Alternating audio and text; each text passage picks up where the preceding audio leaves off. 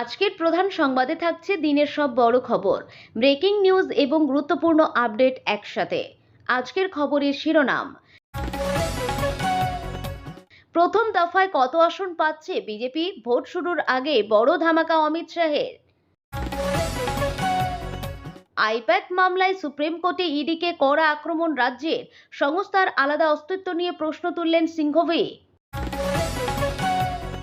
প্রথম দফায় কারা ভোট দিতে পারবেন তালিকা প্রকাশ করে দিল ট্রাইব্যুনাল, কিভাবে দেখবেন নাম?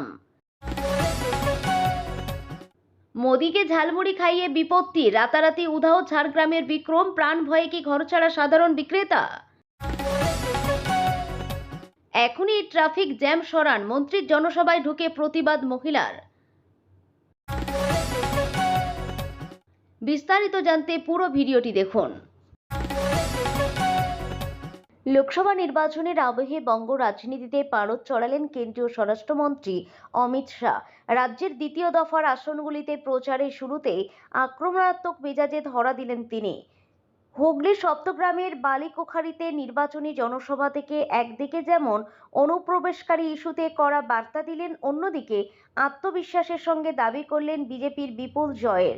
ভোটের লড়াই ময়দানে গড়ানোর আগেই অমিত শাহ কার্যত চ্যালেঞ্জের সুরে জানিয়ে দিলেন প্রথম দফার নির্বাচনে বিজেপি কটি আসন পেতে চলেছে। যদিও নির্দিষ্ট সংখ্যাটি নিয়ে জল্পনা জিইয়ে রেখেছেন, তবে তাঁর দাবি বঙ্গ বিজেপির ফল এবার সব রেকর্ড ভেঙে দেবে। জনসভার ভিড় দেখে স্বরাষ্ট্রমন্ত্রী স্পষ্ট বলেন, বাংলার মানুষ পরিবর্তন চাইছেন, আর এবার দিদির সরকার যাওয়ার পালা নিশ্চিত হয়ে গেছে।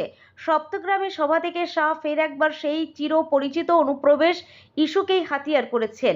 মমতা বন্দ্যোপাধ্যায় সরকারকে বিধে তিনি বলেন, বাংলার অনুপ্রবেশকারীরাই এখন তৃণমূলের প্রধান ভোট ব্যাংক, কিন্তু বিজেপি ক্ষমতায় এলে সীমান্তে এমন নিরাপত্তা দেব যে একটি পাখিও গলতে পারবে না। দ্বিতীয় দফার আসনগুলিতে বিজেপি যে কোনো ফাঁক রাখতে চাইছে না।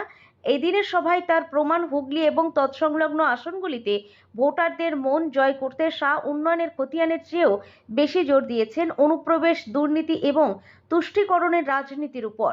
রাজনৈতিক বিশ্লেষকদের মতে প্রথম দফার ভোটের ঠিক আগে শাহের এই মন্তব্য ভোটারদের মনে মনস্তাত্ত্বিক প্রভাব ফেলতে পারে। একদিকে যখন তৃণমূল উন্নয়ন ও লক্ষ্মীর ভাণ্ডারের কাঠ খেলছে, তখন শাহ সরাসরি ধর্মীয় মেরুকরণ এবং অনুপ্রবেশ ইস্যুতে সুর চড়িয়ে বিজেপি কর্মীদের মনোবল চাঙ্গা করার চেষ্টা করলেন। ভোটমুখী বাংলায় একদিকে যখন প্রচারের পারদ চড়ছে, অন্যদিকে তখন নয়াদিল্লি সুপ্রিম কোর্টে আইপ্যাক মামলা ঘিরে তৈরি হলো টান টান উত্তেজনা। ইডি বনাম রাজ্য সরকারের এই আইনি লড়াইয়ে বুধবার বারংবার উঠে এলো সংবিধান, রাষ্ট্রের ক্ষমতা এবং তদন্তকারী সংস্থার এখতিয়ারের প্রশ্ন। তদন্তের নামে বেআইনি হস্তক্ষেপ করার অভিযোগ উঠছে আদালতে। ঘটনার সূত্রপাত হয়েছিল গত 8ই জানুয়ারি। কয়লা পাচার মামলার তদন্তে নেমে আইপ্যাকের কর্ণধার প্রতীক জৈনের বাড়ি ও অফিসে তল্লাশি চালায় ইডি।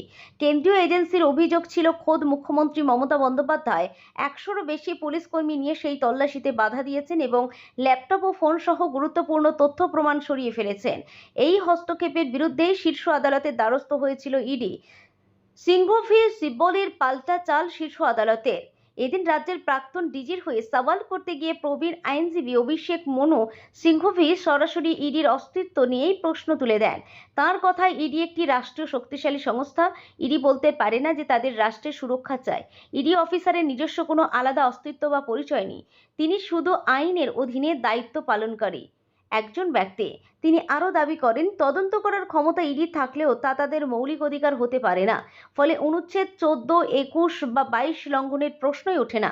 প্রবীণ আইনজীবী কপিল সিব্বল প্রশ্ন তোলেন, একটি সরকারি সংস্থা হয়েও ইডি কিভাবে ব্যক্তিগত মৌলিক অধিকার দাবি করতে পারে?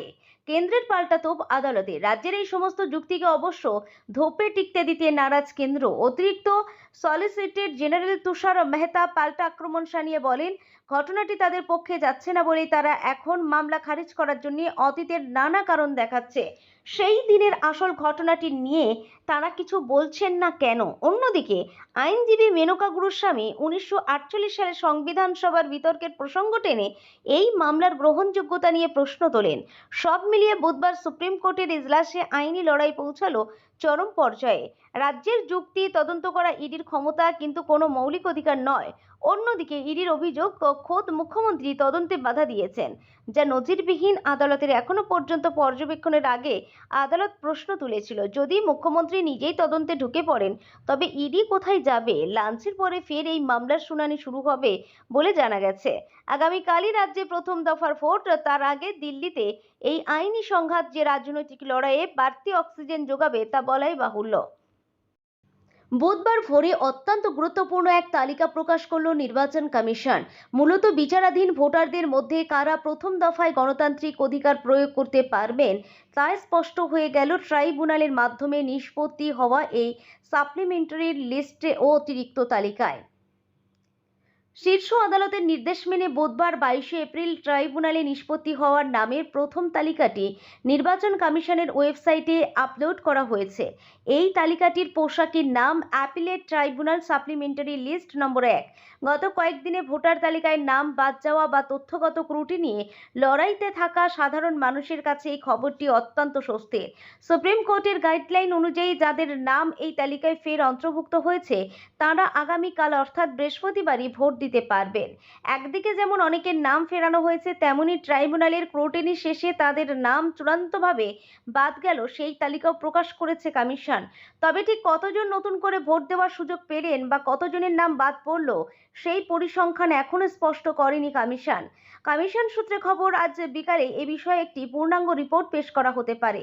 অনেক সময় লজিক্যাল ডিসক্রিপেন্সি বা তথ্যগত অসঙ্গতির কারণে অনেকের নাম ভোটার তালিকা থেকে বাদ পড়ে গিয়েছিল। এরপরই সংশ্লিষ্ট ভোটাররা ট্রাইব্যুনালের দ্বারস্থ হন। আজকের প্রকাশিত তালিকায় নিজের নাম রয়েছে কিনা তা জানার উপায় খুবই সহজ। নির্বাচনী আবহে এক একটি ভোট যখন অমূল্য, তখন কমিশনের এই দ্রুত নিষ্পত্তি ও তালিকা প্রকাশের সিদ্ধান্তকে স্বাগত জানাচ্ছে ওয়াকিবহাল মহল। প্রথম দফার ভোট শুরু হওয়ার কয়েক ঘন্টা আগে এই অতিরিক্ত তালিকাটি বুথ স্তরে পৌঁছানোই এখন কমিশনের কাছে বড় চ্যালেঞ্জ। সাধারণ এক ঝালমুড়ি বিক্রেতা প্রতিদিনের মতো ঝাড়গ্রাম রাজ কলেজের সামনে পসরা সাজিয়ে বসেছিলেন বিক্রম কুমার সাউ, কিন্তু বিধাতা হয়তো অন্য কিছু লিখেছিলেন। দেশের প্রধানমন্ত্রী নরেন্দ্র মোদী তাঁর দোকানে দাঁড়িয়ে ঝালমুড়ি খেলেন, আর সেই মুহূর্তেই বদলে গেল বিক্রমের জীবন। তবে এই খ্যাতি আশীর্বাদ নয়, বরং 24 ঘন্টার মধ্যে অভিশাপ হয়ে নেমে এলো তাঁর জীবনে। খ্যাতি নয়, যেন একরাশ আতঙ্ক। প্রধানমন্ত্রীর ঝালমুড়ি খাওয়ার ভিডিও সোশ্যাল মিডিয়ায় ভাইরাল হতেই রাজনৈতিক মহলে শুরু হয় তীব্র চাপানোতর। অভিযোগ উঠেছে, খোদ মুখ্যমন্ত্রী ও শাসক দলের শীর্ষ নেতাদের পরোক্ষ নির্দেশনায় আসতেই চরম ভীত সন্ত্রস্ত হয়ে পড়েছেন বিক্রম। যে মানুষটি কেবল রুটি রুজির টানে ব্যবসা করতেন, তিনি এখন হাই ভোল্টেজ রাজনীতির কেন্দ্রবিন্দু। দোকান ছেড়ে পলাতক বিক্রম। সোমবার ঝাড়গ্রাম রাজ কলেজের সামনে গিয়ে দেখা গেল দোকান খোলা থাকলেও সেখানে নেই বিক্রম। দোকান সামলাচ্ছেন তাঁর বাবা মা। ছেলে কোথায়? এই প্রশ্নে পরিবারের দাবি, শ্বশুরের অসুস্থতার কারণে তড়িঘড়ি বিহারে গিয়েছেন তিনি। তবে স্থানীয়দের ও রাজনৈতিক বিশ্লেষকদের একাংশের দাবি, রাজনৈতিক হুমকির জেরেই কার্যত গা ঢাকা দিতে বাধ্য হয়েছেন এই যুবক। শাসক দলের হাতেই তৈরি দোকান এখন তাঁদেরই কোপে। বিস্ময়কর বিষয় হলো, একসময় শাসক দলের নেতারাই ফুটপাত থেকে সরিয়ে বিক্রমকে এই স্থায়ী দোকানের ব্যবস্থা করে দিয়েছিলেন। কিন্তু এখন যখন খোদ মুখ্যমন্ত্রী পরোক্ষ আক্রমণ শোনাচ্ছেন, তখন সেই পুরনো কৃতজ্ঞতা বদলে গিয়েছে আতঙ্কে। দোকানের সামনে দাঁড়িয়ে বিক্রমের বাবা মায়ের চোখে মুখে এখন কেবলই অনিশ্চয়তা আর ভয়। রাজনৈতিক মহলে জোর চর্চা, ভোটের আগে সামান্য একজন ঝালমুড়ি বিক্রেতাকে নিয়ে কেন এত টানাটানি? বিরোধীদের দাবি, প্রধানমন্ত্রী জনপ্রিয়তায় ভয় পেয়ে সাধারণ মানুষকেও টার্গেট করছে শাসক দল। অন্যদিকে তৃণমূলের পক্ষ থেকে পাল্টা দাবি করা হচ্ছে বিষয়টি অতিরঞ্জিত। কিন্তু সব বিতর্কের মাঝে বড় প্রশ্ন, নিজের শহরে নিজের দোকানে কি আর ফিরতে পারবেন ঝাড়গ্রামের এই ঝালমুড়ি বিক্রেতা? সন্তান তখন স্কুলে, কিছুক্ষণের মধ্যেই তার ছুটি হবে, তাই মা গাড়ি নিয়ে স্কুলের উদ্দেশ্যে রওনা দিয়েছেন। কিন্তু ট্রাফিকের চোটে গাড়ি কিছুতেই নড়ছে না। বিজেপি আয়োজিত মিছিলের জন্য ঘন্টার পর ঘন্টা ঠায় এক জায়গায় দাঁড়িয়ে কেটে যাচ্ছিল সময়। রাস্তার যানজটে দীর্ঘক্ষণ থমকে থাকার এক সময় ধৈর্যচ্যুতি হয় মহিলার। অবশেষে গাড়ি থেকে নেমে ধেয়ে গেলেন মন্ত্রীর দিকে, সরাসরি বললেন, বেরিয়ে যান এখান থেকে। এই ঘটনার ভিডিওয় আপাতত ভাইরাল সমাজ মাধ্যমে। সর্বভারতীয় সংবাদ মাধ্যমের প্রতিবেদন অনুযায়ী ঘটনাটি মহারাষ্ট্রের মুম্বাইয়ে। বিজেপির নেতৃত্বে মহাজ্যোতি জোটের অধীনের একটি অর্লে অঞ্চলে মিছিলের আয়োজন করা হয়। মিছিলটি বিরোধী জোট মহা বিকাশ আঘাড়ি জোটের বিরুদ্ধে, যার অংশ কংগ্রেস এবং অন্যান্য বিরোধী দল। মূলত বিরোধী দলগুলির সংসদে নারী সংরক্ষণ বিল পাশ না হতে দেওয়া বিজেপির তরফে এই বিক্ষোভ মিছিলের আয়োজন করা হয়। মিছিল শুরু হওয়ার কথা ছিল বিকাল 5টায়। ওয়ার্ল্ডের জামভরি ময়দান থেকে ডোম অঞ্চল পর্যন্ত ছিল মিছিলের যাত্রাপথ। অঞ্চলটি জনবসতিপূর্ণ, পাশাপাশি যানজটও ছিল। মিছিল শুরু হতে খানিক দেরি হওয়ায় রাস্তায় গাড়ি ঘোড়ায় যানজট বাড়তে থাকে। একে জনঘনত্ব বেশি, তার উপর মাত্রা অতিরিক্ত যানজট। অসময়ে প্রতিবাদ মিছিলে দীর্ঘক্ষণ রাস্তায় আটকে ছিল গাড়ি ঘোড়া। মিছিলের জন্য ট্রাফিকে আটকে ছিলেন ওই মহিলাও। সন্তানকে স্কুল থেকে আনতে দেরি হয়ে যাওয়ায় একসময় ক্ষোভে ফেটে পড়েন তিনি। রেগে গিয়ে গাড়ি থেকে নেমে সরাসরি মিছিলের ভেতরে ঢুকে পড়েন তিনি। মিছিলে মহারাষ্ট্রের জলসম্পদ উন্নয়ন মন্ত্রী গিরিশ মহাজনের সঙ্গে কিছুক্ষণের মধ্যেই তীব্র বাদানুবাদে জড়িয়ে পড়েন তিনি। শুরু হয় কথা কাটাকাটি। জনসাধারণকে বিপাকে ফেলে এই মিছিলে আয়োজনের প্রতিবাদে একসময় তাঁর গলা সপ্তমে চলে যায়। তিনি বলেন, এভাবে রাস্তা বন্ধ করে মিছিল করা ঠিক নয়। সেখানেই থেমে থাকেননি। এরপরে চিৎকার করে বলে ওঠেন, বেরিয়ে যান এখান থেকে। যে রাস্তা জুড়ে মিছিলের আয়োজন করা হয়েছিল সেই রাস্তার পাশে একটি বড় মাঠ রয়েছে। সে কথা মনে করিয়ে মন্ত্রীকে তিনি বলেন, পাশেই এত বড় মাঠ আছে, সেখানেই মিছিল করা যেত। কিন্তু না, হাজার হাজার সাধারণ মানুষকে এভাবে মাঝ রাস্তায় দাঁড় করিয়ে রেখেই আপনাদেরকে মিছিল করতে হবে। এমনকি তিনি ক্ষোভ প্রকাশ করেন মুম্বাই পুলিশের বিরুদ্ধেও। পুলিশ যখন তাকে আটকাতে যায় তখন পুলিশের সঙ্গেও তার কথা কাটাকাটি হয়। এই ঘটনার পরে পুলিশে তাকে মিছিল থেকে বাইরে বের করে আনেন, তার সমস্যার কথা শোনেন এবং তারপর প্রয়োজনীয় পদক্ষেপ করেন।